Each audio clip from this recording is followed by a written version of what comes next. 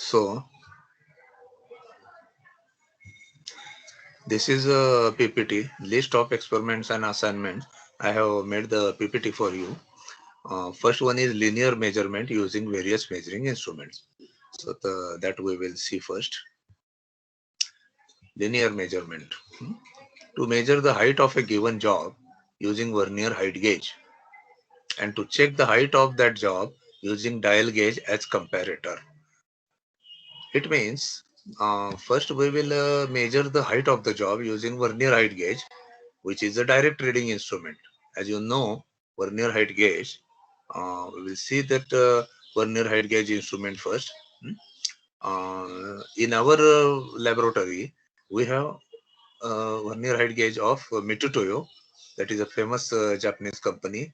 The range of that instrument is 0 to 300 mm, means up to 300 mm the range is there, and least count is 0.02 mm. So we will see that instrument now. Just a minute. Here, if it is just a minute, I will show you in one of the assignment. We have drawn that figure. So it is this instrument. Okay, I can say you have to make it slightly small size so that you can see that. Okay, so this is the vernier height gauge. Okay, uh, here the range is 0 to 300 mm, and the least count of this instrument is 0.02 mm, means the smallest division on this uh, actually the smallest division on the male scale is 0.5 mm. Sorry, 1 mm in this case, and here it is 0.02 mm. That is the um, vernier scale. So what happens is how to measure that? If the zero of the vernier scale is in between two readings, let us say 30 and 31, then if 30 is the main scale division, so 30 plus, then you have to see which of the division of vernier scale is matching with the main scale division. Suppose it is third division which is matching. So what will be your reading? That is 30, that is the main scale reading, plus the reading is between 30 and 31, you know it, because the zero marking of this vernier scale is between 30 to 31. So 30 plus, now third division of vernier is matching, so 30 plus 3 into, that is third division, that's why 3 into the least count of that instrument, that is 0.02. So 3 into 0.02 is actually how much it is? 3 into 0.02 is 0.06. So 30.06 is the reading. मतलब वो 30 से थोड़ा बड़ा और 31 से छोटा ये मालूम पड़ता है. So it is like this. Okay. So like that you can measure this. But see what happens sometimes. Before now how we start this experiment? There is one unknown job. And the height of the one unknown job that is given to you for measurement. So that unknown job of certain height, that is kept on the base plate. Base plate or surface plate is either made of granite or it is made of cast iron. In our college, we have three base plates that is made of granite. It's long back we have purchased that. In 87 or 88, we have purchased that. Since I took the charge of metrology lab in 92, when I directly joined from industries, and then from that time I am associated with that base plate, and I am doing that all metrology experiment. So that the property of that base plate or surface plate is it is finely machining to three triangle finish. What is three triangle finish? That we will see in the surface finish chapter. Already in PP2, PE2, already you know surface finish, how that triangle finish is. So you have that idea, but again we are going to cover that since it is especially we are learning metrology. So three triangle finish, it is a grinding finish, and it is perfectly flat. Hmm? The surface is perfectly flat. Flatness and straightness, that concept we will see in the our theory period when we are studying the straightness chapter. We are soon going to start tomorrow straightness chapter. So number of straight edges on that plane, if they are in one plane, if number of straight edge on the table or on the surface plate, they are in the same plane, then it is known as it is a perfectly flat surface. तो ये flat surface रहता है जिसमें हमारा job भी हम रखेंगे और इंस्ट्रूमेंट भी रखेंगे, यानी क्या हो जाएगा, कॉमन डेटम हो जाएगा ना। ऐसा नहीं कि जॉब एक जगह रखा है और इंस्ट्रूमेंट थोड़ा सा नीचे है लेवल में, तो वो फर्क। अभी हम लोग इधर एक्यूरेट मेजरमेंट की बात हो रही है ना, तो हम लोगों को एक्यूरेट मेजरमेंट करना है, तो टेबल टॉप पे, सेम टेबल टॉप पे और अपना ये सरफेस प्लेट पे हमारा इंस्ट्रूमेंट हम लोग रखेंगे और उसी इस पे सरफेस प्लेट पे हम लोग जॉब रखेंगे, तो तुम्हारा डेटम तो कॉमन हो गया, मतलब दोनों का स्टार्टिंग पॉइंट तो कॉमन हो गया। अभी हम लोग क्या करेंगे, हम what we will do is we will put this we will bring this measuring jaw exactly at the bottom, exactly at the bottom, so that this measuring jaw that this will touch the surface. Measuring jaw touch the surface, and we will see when the measuring jaw is touching the surface plate, uh, exactly zero reading is there or not. You understand? Because your instrument should also start from zero. Then only you will get the correct reading. Sometimes it happens that your measuring jaw, sometimes what happens in the measurement, the jaw is slightly bent, like this. Here it is a support and here it is open. So it may happen that it is slightly bent, slightly, very slightly. आपको समझ में भी नहीं आएगा आपको. So what happens that initially, suppose your this one zero of your vernier scale is above or below zero of the main scale. Zero main scale का जो zero रहता है उससे थोड़ा नीचे भी रह सकता है और ऊपर भी रह सकता है, बराबर। अगर ये हमारा जो वर्नियर का जो जीरो है वो मेन स्केल जीरो के नीचे है, तो आपको क्या करना पड़ेगा, जब फाइनल रीडिंग आप लोगे जॉब का, तो उसमें क्या करना पड़ेगा, आपको ऐड करना पड़ेगा क्या सब्ट्रैक्ट करना पड़ेगा? प्लीज टेल मी बच्चों। सब्ट्रैक्ट ना सर। सुनो, ये हमारा जो जॉ का रीडिंग, ये जॉ जो है वो सरफेस प्लेट पे टच होते ही और नीचे चला गया, मतलब ये हमारा जो जीरो है वर्नियर स्केल का, ये मेन स्केल से नीचे चला गया, मतलब उसको जीरो तक आने तक और थोड़ा हाइट देना पड़ रहा है। इसका मतलब आपको आपको समझ गया क्या? मतलब वो जीरो जीरो कब बता रहा है, सर्टन हाइट जाने के बाद वो जीरो बता रहा है। तो तुम्हारा समझो बाद में 80 mm ये हो गया, तो क्या क्या क्या करना पड़ेगा आपको, उससे वो रीडिंग क्या करना पड़ेगा आपको? देखो, जीरो तक आने के लिए उसको कुछ ये करना पड़ रहा है, मतलब ये बिलो जीरो गया, जीरो तक आने के बाद, मतलब ये जॉ जब जीरो आएगा तब वो रीडिंग थोड़ा सा मतलब मतलब ये जॉ एक्चुअली जीरो से भी नीचे गया है, तो उसको पहले जीरो तक आना पड़ेगा और जीरो तक आने के बाद फिर वो ऊपर आके 80 दिखा रहा है आपको। इसका मतलब वो जो नीचे जो पहले थोड़ा पोर्शन था, आप समझ रहे हैं ना, नीचे जो पहले थोड़ा पोर्शन था आपका, वो जो सरफेस के भी नीचे गया था, मतलब जो तुम्हारा मेन स्केल जीरो से भी हाँ सर, नीचे, वो ऐड करना पड़ेगा।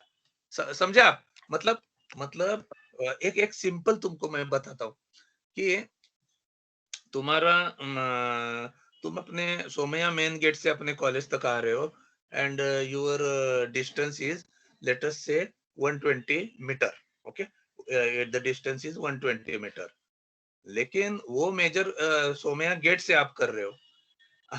अगर आपको आप नीचे से मेजर कर रहे हो, कहाँ से, बिलो बिलो जीरो से आप मेजर कर रहे हो और आपको वो 120 जा रहा है, तो आपको उतना माइनस करना पड़ेगा, बराबर है। तो प्लस माइनस रीडिंग जो है तो ये आपको वो सब देखना पड़ेगा, ऐड करना है या सब्ट्रैक्ट करना है। तो वैसा ही ये होता है कि ये तुम्हारा जो जॉ है ये ऊपर भी आ सकता है, तो उतना आपको फिर वो प्लस करना पड़ता है।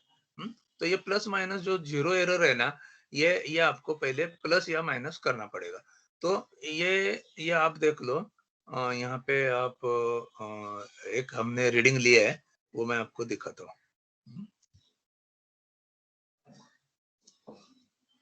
ये देखो, ये इन्होंने ऐसा दिखाया है, हमने एक रीडिंग लिया था जब इसमें, तो ये हमारा लिस्ट काउंट 0.02 वगैरह सब दे दिया है। इनिशियल एरर -0.90 mm, हाँ मतलब ये माइनस दिखा रहा है ये, और ये तुम्हारा रीडिंग ओवर द जॉब। बाद में हम लोग जॉब जॉब रखते हैं सरफेस प्लेट पे और मेजरमेंट लेते हैं, तो वो यूजुअल मेथड से लेते हैं। 89 और 90 के बीच में था जॉब, तो 89 मेन स्केल रीडिंग है, plus 31 division 31st division match था मेन स्केल से, तो वो 31 into 0.02 list count of that instrument, तो आपका आ गया 89.62 mm, बराबर। तो लेकिन अभी आपको वो जो माइनस जो था, मतलब तुम्हारा जो जीरो से आपका ये 89.62 दिखा रहा था, लेकिन ये इनिशियल एरर है आपका, वो माइनस है, तो उसको माइनस ऑफ माइनस करना पड़ेगा, तो इट इज 90.52 हो गया। मतलब आपका जॉ है ना, एक्चुअली वो नीचे था, तो वो नीचे से आपको जीरो तक आने के बाद जीरो दिखाई दिया, तो लेकिन फिर वो उतना डिस्टेंस का आप क्या करेंगे, जो जो जो आपका पहले ही नीचे था, और जीरो तक आने के लिए आपको वो कितना डिस्टेंस आया था आपका इनिशियल रीडिंग, हाँ इतना 0.9 नीचे था वो, कौन सा वर्नियर का पॉइंट, वर्नियर का जीरो, तो वो मेन स्केल तक आने तक का डिस्टेंस था 0.9, और प्लस ऊपर जीरो से जो मेजर किया वो 89.62 था।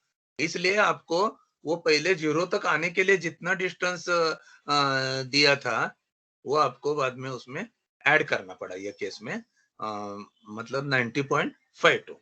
अगर पहले ही हमारा ये जीरो रीडिंग जो है वो थोड़ा सा दिखा रहा है, मतलब वर्नियर स्केल से मैचिंग होते हुए 0.6, समझो 0.06 पहले ही दिखा रहा है, पहले ही दिखा रहा है, और बाद में 90 ये 89.62 दिखाता था, तो उससे वो माइनस करना पड़ता था। मैं एक सिंपल आपको बताता है, आप जब कोई चीज खरीदने जाते हो स्टोर में वगैरह, तो कभी कभी उसमें वो जीरो ये एरर कैसा रहता है वेट में, पहले ही एक 0.25 कुछ दिखाई दिया, मतलब वो वजन नहीं डाला है फिर भी 0.25 दिखाई दे रहा है, हाँ?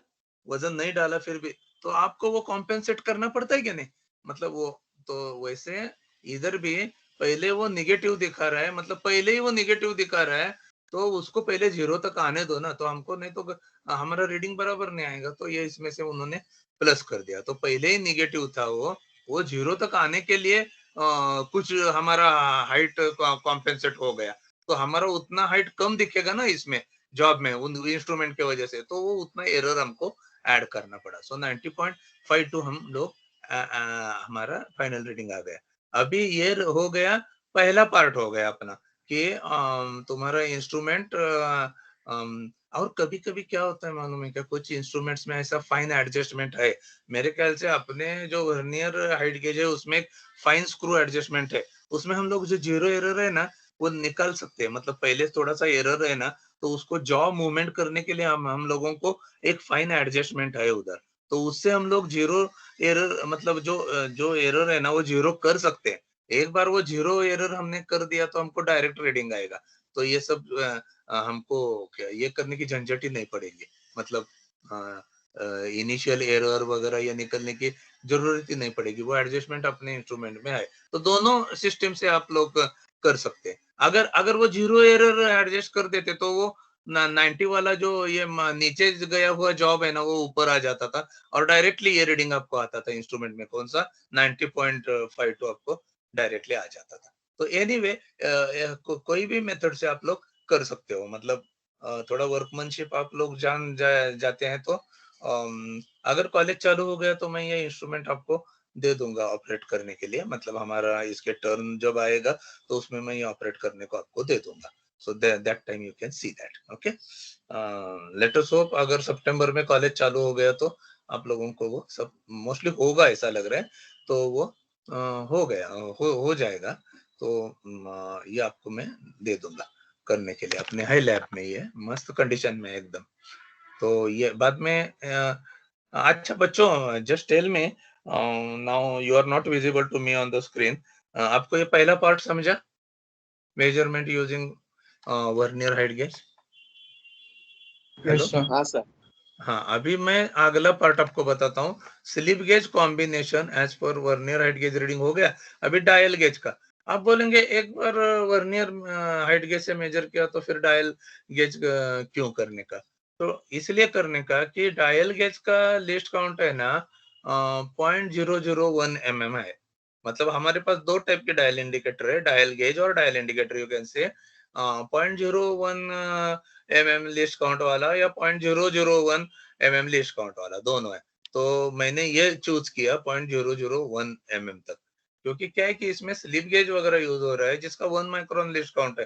तो 0.01 लेने में कुछ मतलब ही नहीं ना, मतलब है ना। 0.01 वैसे भी माइक्रोमीटर से हम लोग मेजर कर सकते हैं, माइक्रोमीटर स्क्रू गेज से मेजर कर सकते हैं, तो उसकी जरूरत ही नहीं थी, इसलिए मैंने 0.001 चुना। तो dial gauge reading over the job. अभी अभी हम लोग क्या करेंगे, हम कंपैरेटर मेथड से ये चेंज करेंगे। Dial gauge can be used as a comparator. It is not a direct reading instrument, but it is used along with slip gauge for comparison. अभी हम लोग क्या करेंगे, 90.52 हमको मालूम है, ये रीडिंग आ गया, तो हम क्या करेंगे, 90.52 जो है इसमें हम लोग ये करेंगे, उसका स्लिप गेज कॉम्बिनेशन तैयार करेंगे यूजिंग स्लिप गेजेस। तो ये स्लिप गेज कॉम्बिनेशन कैसा रहता है, तो स्लिप गेज कॉम्बिनेशन तुमको मालूम है, ये अपन इसमें दिखाएंगे अभी। स्लिप गेज, ये देखो, ये स्लिप गेज बॉक्स है क्या नहीं, तो ये स्लिप गेज में अलग अलग डायमेंशंस अवेलेबल है थिकनेस के। यू कैन सी ये अपना कॉलेज का ही एक ये है, तो उसमें हम लोग देख सकते हैं कितना कितना ये है डायमेंशंस वगैरह, 1.001 वगैरह है ना, ये not not 2 not not 3 like that. अभी ये 1.01 नॉट 2 नॉट 3 नॉट 4, ये वाली रेंज है। बाद में ये अगली रेंज है ये, ऐसा 1.71 नहीं, ये कितना है, 17 18 19 20 21, अलग अलग रेंज है। 1 पॉइंट, ये कौन सा दिया है इन्होंने, क्या किया है, एक मिनट, ये 1.16 1.17 है, 1.18 1.19 1 point like that, 1.33 like that, ऐसा बहुत बड़ी रेंज है। ये 0.5 का एक है, ये 0.1 का है, हाँ? मतलब 1.1 नॉट 5 वाला है, 1.1 एक है। बाद में ऐसा अलग अलग ये दिया है। तो वैसे हमारे वर्कशॉप में 3-4 टाइप के ये है। अभी ये इंच में है, ये पर्टिकुलर इंच में है, हमारे इसमें mm के हैं। तो मैंने फोटो के लिए एक लगा दिया, ऐसा सेम अपने पास है mm में 1.01 वगैरह। सो मेरा कहने का मतलब है कि हम लोग बिल्ड कर सकते हैं डायमेंशन।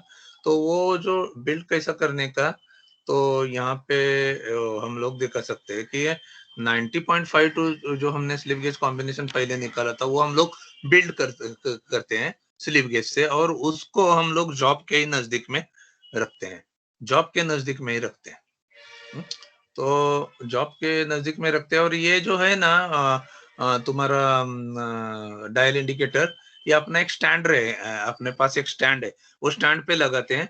और हम लोग क्या करेंगे, डायल इंडिकेटर का ये जो प्लंजर है ना, ये वाला जो प्लंजर है ना, ये प्लंजर हम लोग थोड़ा सा ऐसा ऊपर करेंगे। ऊपर करने के बाद क्या होगा कि ये पॉइंटर दोनों डायरेक्शन में जा पाएगा। अभी ये एकदम एक्सटेंडेड कंडीशन में ना, स्ट्रेच्ड कंडीशन में, तो उसके नीचे नहीं जाएगा। तो समझो माइनस रीडिंग है तो वो नहीं दिखाएगा, इसलिए हम क्या करेंगे, ये प्लंजर थोड़ा ऊपर करते, थोड़ा सा भी धक्का दिया ना, इतना घूमता है नहीं है, क्योंकि वो 1 माइक्रोन वाला है ना भाई, बहुत मतलब एक्यूरेट है। तो इसको थोड़ा सा हम लोग ऊपर ऐसा धक्का देंगे प्लंजर को, ताकि बाद में वो पॉइंटर जो है ना, वो दोनों साइड में घूम सके। और उसको थोड़ा सा धक्का देने के बाद स्प्रिंग ऐसा बीच के एक्शन में आएगा, स्ट्रेच भी हो सकता है और रिलीज भी हो, मतलब रिलीज भी हो सकता है और कंप्रेस भी हो सकता है, ऐसे कंडीशन में लाएंगे। और उसको स्लिप गेज पे हम टच में रख देंगे, टच में रख देंगे, स्लिप गेज के टच में रख देंगे, तो वो जो हमने डायमेंशन बिल्ड किया ना स्लिप गेज का, दैट इज नोन डायमेंशन।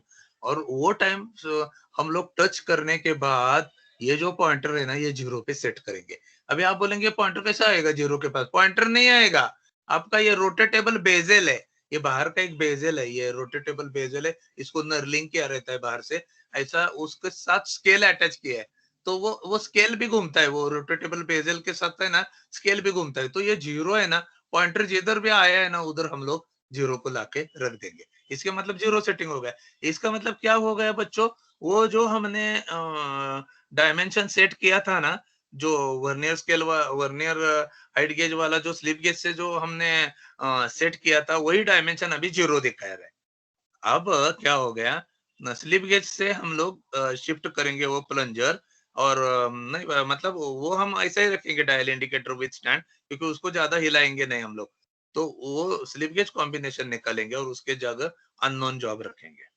अगर अननोन जॉब थोड़ा सा ज्यादा है साइज से, वो स्लिप गेज से थोड़ा सा भी ज्यादा है, तो ये प्लंजर कहाँ जाएगा, ये प्लंजर ऐसा दब जाएगा ना ऊपर के डायरेक्शन में, थोड़ा सा ऊपर, ज्यादा साइज है तो थोड़ा प्लंजर ऊपर जाएगा, प्लंजर ऊपर जाएगा तो ये पॉइंटर राइट साइड में जाएगा। तो राइट साइड में कितना जाता है, समझो वो 8 डिवीजन गया राइट साइड में, तो 8 इंटू 0.001 mm उतना ऐड आपको करना पड़ेगा ओरिजिनल डायमेंशन में जो स्लिप गेज कॉम्बिनेशन के साथ। सो 1 माइक्रोन लेवल तक आपको वो उस जॉब का एक्यूरेट डायमेंशन मिल गया, मतलब वो slip gauge reading plus number of division deflected of the deflection of the pointer into list count, that will be your reading। अगर तुम्हारा जो डायमेंशन है वो थोड़ा सा माइनस है, मतलब प्लंजर नीचे जा रहा है थोड़ा सा, तो वो केस में पॉइंटर लेफ्ट साइड में जाएगा। सपोज वो 6 डिवीजन लेफ्ट साइड में गया, तो तुम्हारा जो slip gauge combination minus 6 division into the list count of that dial gauge, that is 0.001 mm, that is 1 micron, तो उतना आपका रहेगा फाइनल रीडिंग। तो इसका मतलब दोनों से हम लोग मेजर कर सकते हैं dimension, that will be the conclusion. लेकिन वर्नियर हाइट गेज से आप 0.02 तक लिस्ट काउंट से वहां तक हम मेजर कर सकते हैं, और डायल इंडिकेटर से हम लोग 1 माइक्रोन लेवल तक मेजर कर सकते हैं। बच्चों, now I will come to you in the session. Have you understood? 12 बच्चे हैं अभी सेशन में। Yes, sir. Have you, everybody please speak yes, we have understood. Yes, sir. Even if Yes, you sir. have some doubt, see, you have taken this as an elective, you have the right to ask your teacher कि भाई हमको थोड़ा भी doubt है तो आप लोग पूछे। आजवा, आजवा है बेटी, आजवा किधर है? आजवा समझा तुमको? यश जगताप, कौन कौन है खाली? इंदड़कर, स्मिथ, सबको समझा? Open your mic and tell me. Sejal,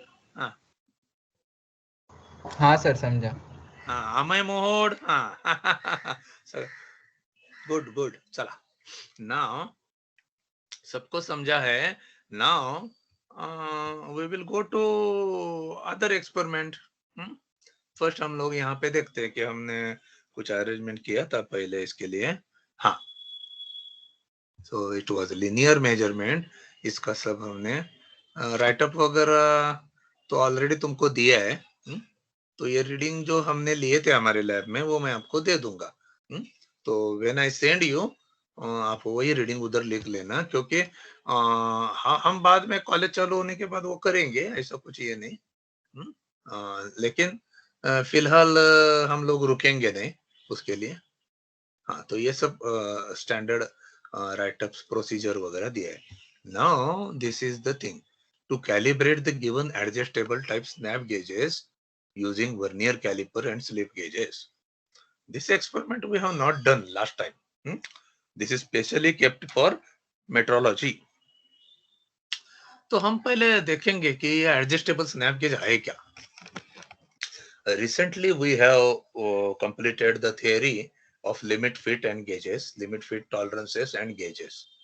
तो हमने कुछ लिंक्स यहाँ पे दिए हैं, तो वो तो हम देखेंगे ही देखेंगे, और यहाँ पे देखेंगे हम लोग कि ये क्या रहता है, मतलब। so this is actually the, you can see here, this is the adjustable snap gauge, you can see this clearly।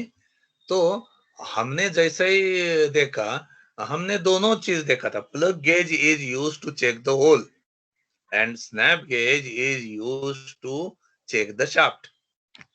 Okay now बच्चों, इज इट ओके? यही पढ़ा है ना हमने? हाँ सर। हाँ, अभी माइक सबका ओपन रख के आप लोग मतलब मेरे को रिस्पॉन्ड देना। हाँ, तो हमने क्या देखा था, होल चेक करते time lower dimension of the hole is related to go and upper dimension of the hole is related to no go plug gauge। वो plug gauge में देखा था, snap gauge में बराबर उल्टा है। shaft चेक करते time upper dimension of the shaft is related to go and lower dimension of the shaft is related to no go। मतलब ऐसा expectation है कि shaft should be manufactured within this lower limit and upper limit। हाँ, ये expected है। Accordingly हम लोगों ने ये एडजस्ट करके रखा है।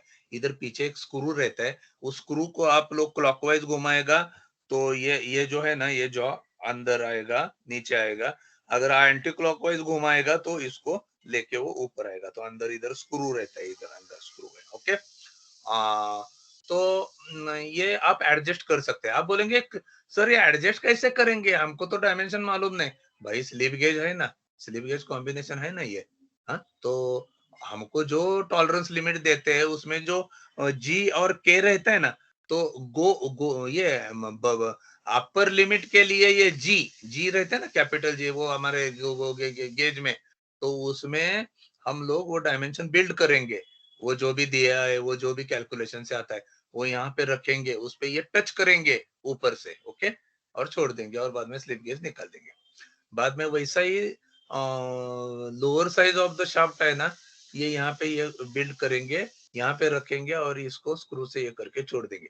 इसका मतलब ये दो लिमिट अपना तैयार हो गया। This is go limit, this is no go limit. It is expected that the shaft should pass through this and it should struck here, then you can say that that shaft is manufactured within these two limits।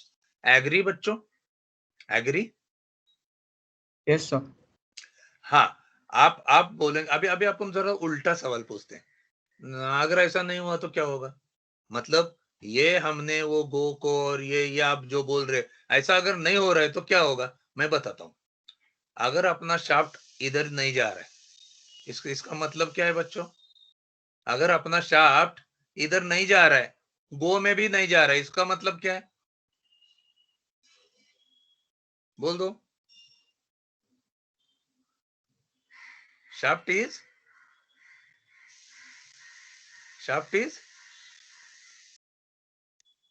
Anybody? अगर हमारा shaft अंदर जाने को ही तैयार नहीं है इसके, इसका मतलब क्या? Over size. हाँ, ये वर्ड मुझे चाहिए, इट इज ओवर साइज। तो आप मेजर करो उसको डायल गेज से या और किससे, आप वर्नियर से, तो आपको मालूम पड़ेगा वो इससे भी ज्यादा है। या माइक्रोमीटर स्क्रू गेज से मेजर करो तो आपको मालूम पड़ेगा कि ये जो आपने प्रिस्क्राइब जो डायमेंशन बोला ना उससे वो ज्यादा है।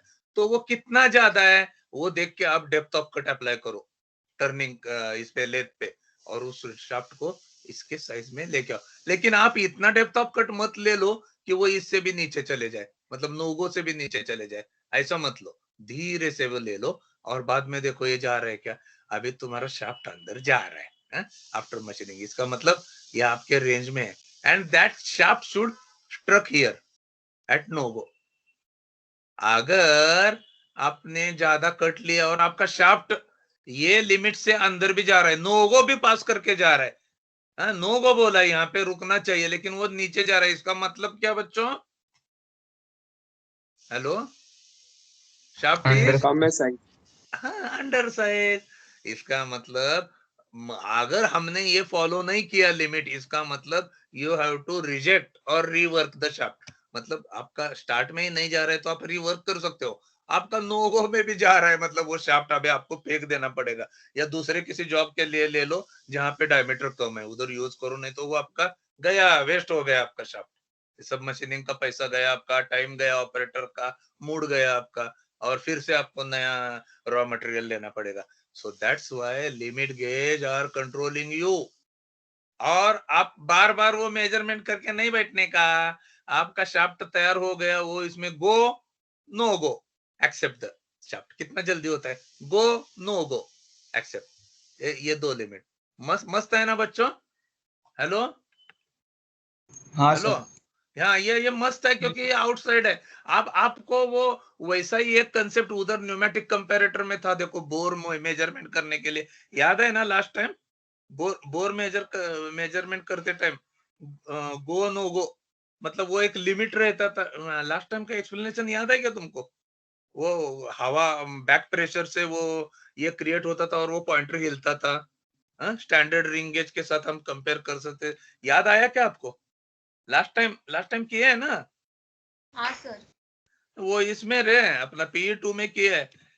अभी वो किसका टीचर कौन था, कैसा क्या पढ़ाया वो मेरे को मालूम नहीं, लेकिन मैं फिर से लेने वाला हूँ आपके लिए। नहीं तो लोग बोलेंगे भाई क्योंकि मेरे साथ जो बैच थी उनको तो मैंने ये आपको याद होगा केशव काबरा के वर्कशॉप का अपन ने लाइव किया था वो टाइम। केशव का जो वर्कशॉप था उसका लाइव किया था।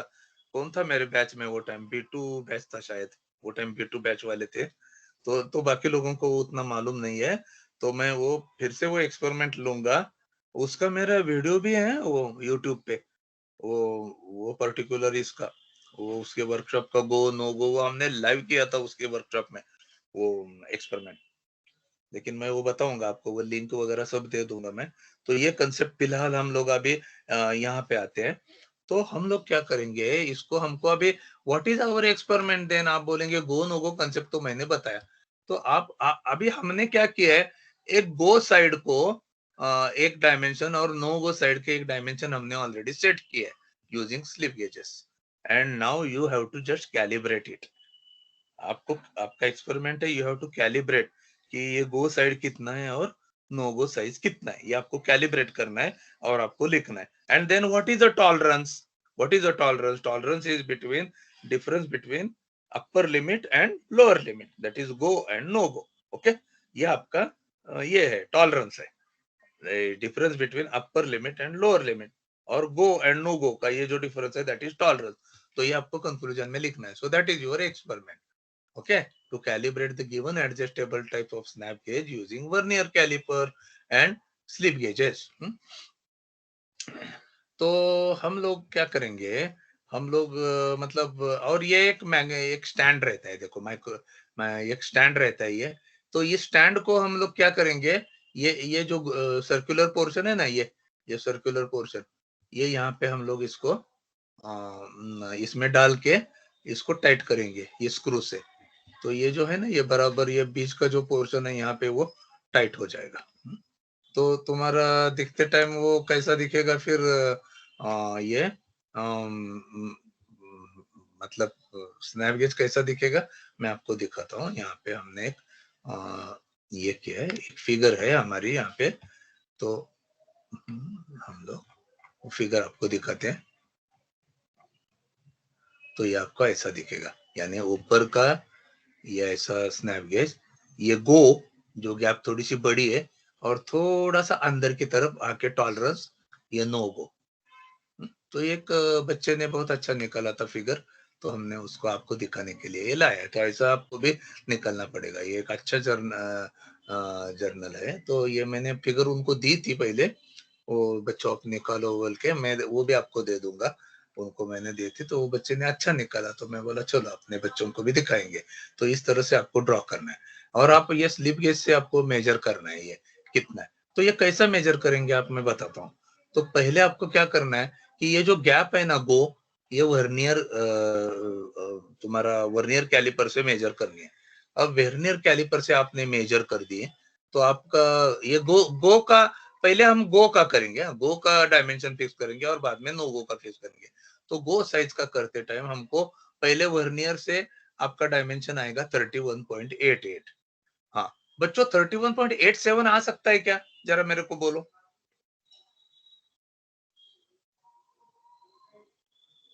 या 85 आ सकता है क्या? Nice sir. हाँ क्यों क्यों ऐसा? Sir least count is 0.02।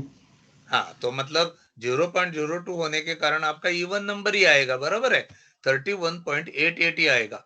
अभी हमको मालूम नहीं वो 87 भी हो सकता है, 89 भी हो सकता है। लेकिन वो तुम्हारा इंस्ट्रूमेंट दिखा नहीं सकता।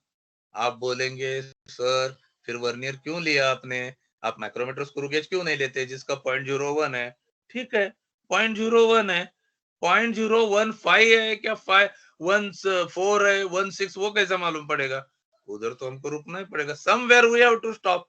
तो हम ज्यादा से ज्यादा कहां तक जा सकते हैं, हमारे पास कुछ एक्यूरेट इंस्ट्रूमेंट्स है, उसके साथ हम लोग 1 माइक्रोन तक मेजर कर सकते हैं, and that is nothing but our slip gauge. पहले एक्सपेरिमेंट में भी हमने देखा, हाँ? या डायल गेज में भी हम लोग मेजर कर सकते हैं, लेकिन डायल इंडिकेटर यहाँ पे कैसा लेने का, वो तो एक्सटर्नल मेजरमेंट के लिए, वो बाहर से प्लंजर वगैरह, ये तो अंदर का गैप मेजरमेंट है, ये कैसा करने का बच्चों। तो ये करने के लिए हमको यूज करने का है स्लिप गेज कॉम्बिनेशन। तो हम लोग क्या करेंगे, ये 31.88 है ना, तो पहले थोड़ा सा राउंड फिगर डालेंगे, 31.9 ये कॉम्बिनेशन बनाएंगे। तो वो कैसा बनाएंगे, हमारा जो अवेलेबल स्लिप गेज बॉक्स है उसमें से हमने ये उठाए 20, 9, 1.5, 1.4 ऐसे उठाए, तो ये 31.9 हो गया, और वो कॉम्बिनेशन हमने यहाँ पे डाला। हाँ, तो हमने ऐसा ऑब्जर्व किया कि वो कॉम्बिनेशन, मतलब ये डायमेंशन ना, ये डायमेंशन, ये डायमेंशन, ये गैप का मेजर कर रहे हैं ना, ये डायमेंशन, हाँ, ये डायमेंशन अंदर नहीं जा रहा है, ये हमने ऑब्जर्व किया।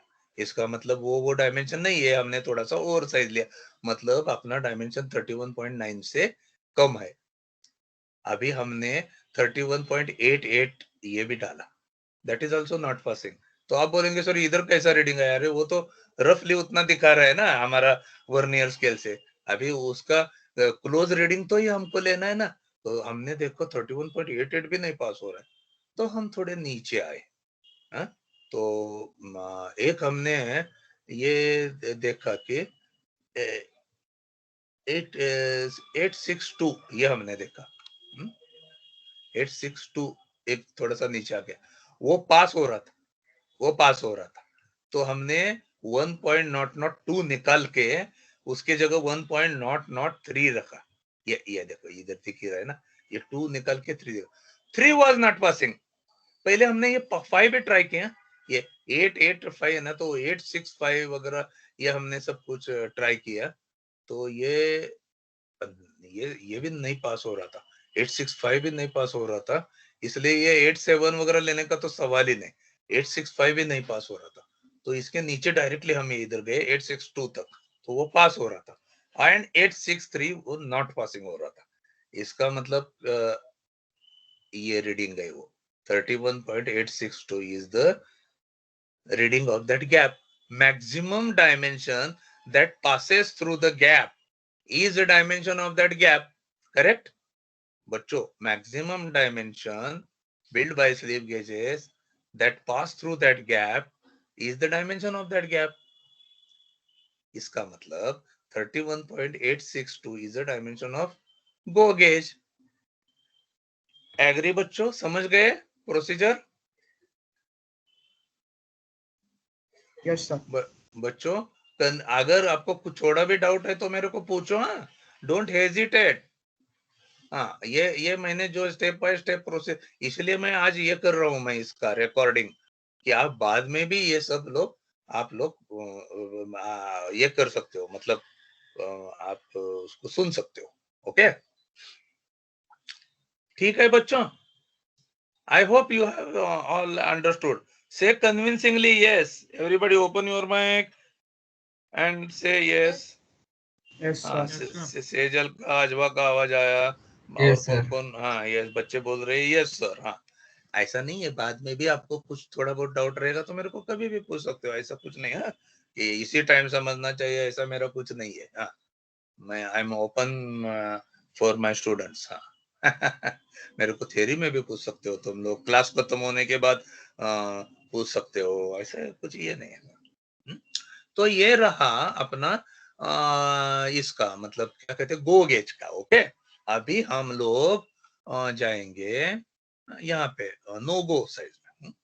तो नो गो में सेम प्रोसीजर करना है। पहले हम 31.80, मतलब कम आया ना थोड़ा, ये तो 88 था, ये 80 आया, मतलब गैप कम हो गया ना अभी। तो वो 31.8 नहीं हो रहा था पास, ये तो बाद में उसके थोड़ा कम आया, 7 पास हो रहा था, इसका मतलब ये दोनों के बीच में रीडिंग है, तो 7.5 लिया हमने, वो भी नहीं पास हो रहा है, चलो इसका मतलब 7 और 7.5 के बीच में रीडिंग है। 7.3 लिया, not passing. 7.2 not passing. I go 7.1 passing. हाँ देखो, इसका मतलब 31.71 पास हो गया। चलो फिर अभी आगे भी गए ना हम लोग। 715 पासिंग, 716 नॉट पासिंग, बच गया। अगर 716 भी पास होता था तो 717 करते थे, मतलब एक एक लास्ट, ये कॉम्बिनेशन वैसे ही रखते थे हम लोग, और ये खाली लास्ट वाला स्लिप गेज ये बदलते थे, तो उतना वो डिफरेंस हमको आ जाता था। तो ये आ गया अपना रीडिंग, कौन सा, ये वाला 31.715। तो कंक्लूजन हम लोग अभी ये करते हैं। तो जस्ट अ मिनट, किसका आया message, 7 new messages, mail 7 mail आ गए सडनली। हाँ ठीक है। ये गो साइज का पहले वर्नियर कैलिपर रीडिंग हम यहाँ पे लिख देंगे, गो का कितना था, नो गो का कितना था, स्लिप गेज का यहाँ पे लिख देंगे, नो गो का कितना, नो गो का कितना, और उनका जो डिफरेंस था, कौन सा differences of slip gauge and vernier, इसका और इसका कितना, गो वाला का जितना भी डिफरेंस था वो यहाँ पे लिख दिया। और बाद में ये जो डिफरेंस था ये दोनों का, नो मतलब वर्नियर और स्लिप गेज का, ये भी यहाँ पे रख दिया। और बाद में गो और नोगो का जो भी डिफरेंस है इनका, ये टॉलरेंस ये यहाँ पे लिख दिया फॉर स्लिप गेज, यहाँ पे रख दिया। और the dimension of snap gauges are go 31.862, जो यहाँ पे लिखा था ना 862, देखो यहाँ पे ऊपर, और ये नीचे कौन सा देखा, लास्ट वाला पासिंग कौन सा था हमारा, 715, तो वो होना चाहिए 715। Conclusion: calibration of adjustable snap gauges can be done accurately using vernier caliper and slip gauges effectively using up to 1 micron accuracy. बच्चों समझ आया? हेलो, हाँ सर। सबको समझ गया ना? हाँ, तो अपन एक काम करेंगे, अभी तुमको मेल पे ये मैं भेज देता हूँ दोनों एक्सपेरिमेंट्स। आप नेक्स्ट टाइम वो आपके इसमें लोड कर देना, जो आपको फोल्डर दिया वो ये कर देना। ओके, जस्ट अ मिनट, आप फिगर्स वगैरह खुद ड्रॉ करो। आपका उसमें नंबर, रोल नंबर दिखना चाहिए, आपका नाम, रोल नंबर ऊपर लिखो।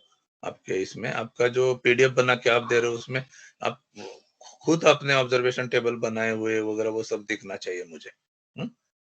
ये सब ऐसा आप हैंड से करो, ये सब आपको हाथ से लिखना है, मतलब ये सब नंबर्स वगैरह ये सब है ना, ये आपको हाथ से लिखना है। और फिगर भी आपकी खुद की होनी चाहिए, और उसमें राइट साइड भी तुम्हारा नाम, रोल नंबर, फिगर के वो होना चाहिए, मतलब it should reveal your own identity, otherwise it will be treated as copied. Okay, हाँ, तो ये आपको सब मेंटेन करना है, जो भी नॉर्म्स हम लोग एग्जाम देते वक्त करते हैं वो असाइनमेंट के लिए भी आपको ये करने हैं। ओके, सो हम लोग क्या करते हैं अभी, just a minute, this is completed now. Now I will soon send you that this one, that copy. Okay, इसका राइटअप का वगैरह ऑलरेडी दिया है, प्रेजेंटेशन का भी मैं इसका करता हूँ तो पीडीएफ बना के आपको दे देता हूँ। So I am now stopping my recording. So recording